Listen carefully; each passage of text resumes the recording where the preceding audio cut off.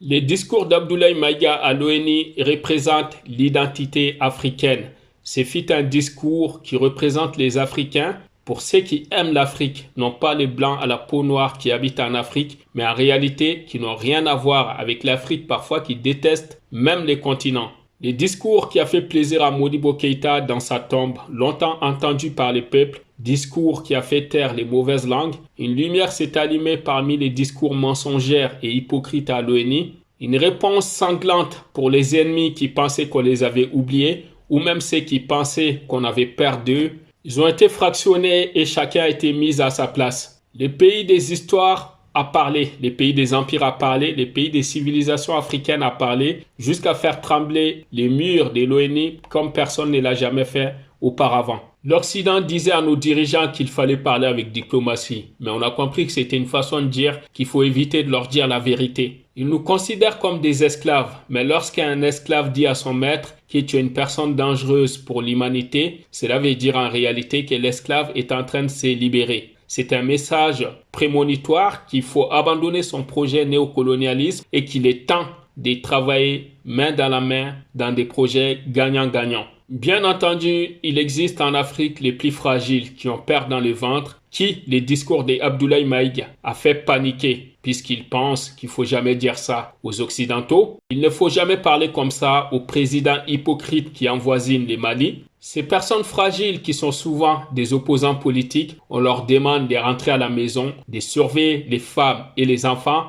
car c'est l'ère de la lutte et que nous, les patriotes, nous, les hommes, nous allons sortir et nous battre pour notre pays. Les Africains, nos présidents ont l'habitude de demander de l'aide à travers leurs discours, de demander une assistance occidentale à travers leurs discours. Pour la première fois, ces discours viennent dénoncer nos présidents corrompus qui habitent dans nos sols africains et dénoncent à la fois les Occidentaux comme la junte française dans ses projets néocolonialisme. Pendant de nombreuses années, la classe politique malienne nous a endormis avec des discours sur l'excision, sur des projets insignifiants, des fêtes d'indépendance mensongères avec des armes qui défilent alors qu'on n'est même pas indépendant. Voici les vrais sujets évoqués à l'ONU signés par Abdoulaye Maïga. Le Mali a demandé à Antonio Guterres de jouer son rôle et demandé à Oumar Embalo de réfléchir avant de copier bêtement les propos de Guterres. On sait qu'il a été mis au pouvoir pour faciliter les trafics des drogues.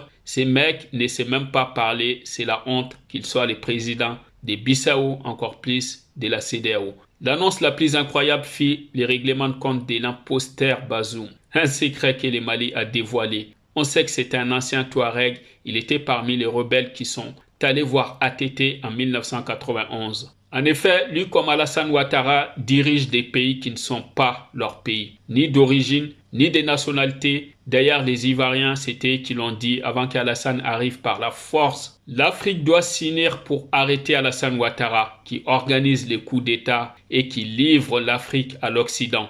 Que les opposants politiques ferment leur bouche et regardent Assimi Goïta faire les choses, qu'ils prennent note de l'histoire qui est en train de se réaliser. Est-ce que les opposants d'Alassane Ouattara ont la même liberté en Côte d'Ivoire de parler, de critiquer l'État sans qu'ils ne soient mis en prison? Au Mali, les opposants, ils veulent simplement la place d'Assimi Goïta, alors qu'ils n'ont pas le courage nécessaire. Dans ses discours historiques, Abdoulaye Maïga a gardé les meilleurs pour la fin. Même les Français ne savaient pas que leur chef d'État est un chef des juntes et que leur gouvernement est une junte tout simplement. Cela est justifié car ils ont installé leur base militaire partout en Afrique, non pas pour aider les Africains, mais pour coloniser. Macron est un chef des juntes. C'est une junte car il déstabilise nos pays d'Afrique. C'est une junte car ils imposent leurs valeurs par domination avec des sanctions illégales et illégitimes. Le message d'Abdoulaye Maïga, simplement pour dire à ces présidents imposteurs en Afrique qui déstabilisent nos pays et les continents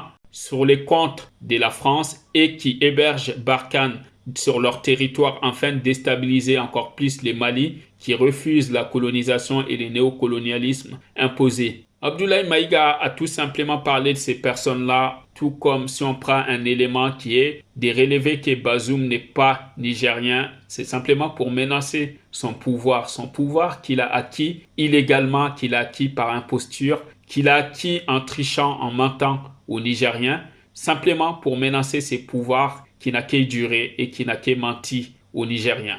Ce qui est incroyable, c'est que ces chefs d'État africains ne sont même pas capables de s'organiser, mais par contre, ils sont capables et ils sont volontaires pour envoyer des centaines de militaires au compte de la MINUSMA pour soutenir ces groupes MINUSMA qui n'est pas là visiblement pour l'agenda africain mais pour l'agenda occidental. Tout simplement parce que c'est l'ONU qui leur demande.